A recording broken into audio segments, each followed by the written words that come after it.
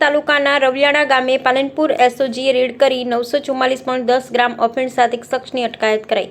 મળતી માહિતી પ્રમાણે કાંકરેજ તાલુકા રવિયાણા ગામે અમરાભાઈ કરશનભાઈ પટેલ ઉંમર વર્ષ 58 જે પોતાના ખેતરમાં બનાવેલ રહેણાંક મકાનમાં ખુલ્લા ઢાળિયામાં આલમારીમાં પ્લાસ્ટિકની થેલીઓમાં જુદી જુદી રીતે અફીણ ભરી રાખેલ હોવાથી પાલનપુર એસઓજીને ખાનગી રાહે ચોક્કસ બાતમી મળતા રેડ કરી અમરાભાઈ પટેલના રહેણાંક ઢાળિયામાં તપાસ કરી જુદી જુદી રીતે અફીણ ભરેલ પ્લાસ્ટિકની થેલીઓ મળી આવી હતી।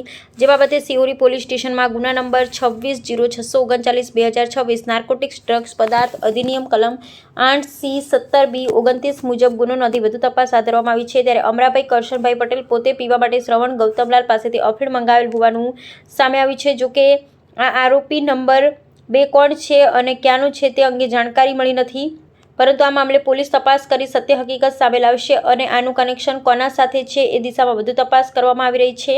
ત્યારે કાંકરેજ તાલુકાના રવિયાણા ગામે એક ખેતરમાં રહેણાંક ઢાળિયામાં આવેલી અલમારીમાંથી 944.10 ગ્રામ અફીણ જેની કિંમત ₹4,72,050 થાય છે અને એક મોબાઈલ ફોન કિંમત ₹5,000 એમ કુલ મળી કિંમત ₹4,77,050 નો મુદ્દામાલ કબજે કરી એક શખ્સ અમરાભાઈ કરશનભાઈ પટેલે અટકાયત કરી વધુ તપાસ હાથ ધરવામાં આવી છે। ત્યારે કાંકરેજ તાલુકામાં એનડીપીએસના ગુનામાં સતત વધારો જોવા મળી રહ્યો છે અને જિલ્લા પોલીસ વડા પ્રશાંત સુંબે દ્વારા સાયબર ફ્રોડ તેમજ પ્રોહિબિશન અને માદક પદાર્થો સામે કડક વલણ અપનાવાયું છે। ત્યારે સમગ્ર જિલ્લા પોલીસ અને સ્થાનિક પોલીસની કામગીરી લોકો બિરદાવી રહ્યા છે। અહેવાલ જયંતિભાઈ ઠક્કર, ન્યૂઝ 16 ગુજરાતી।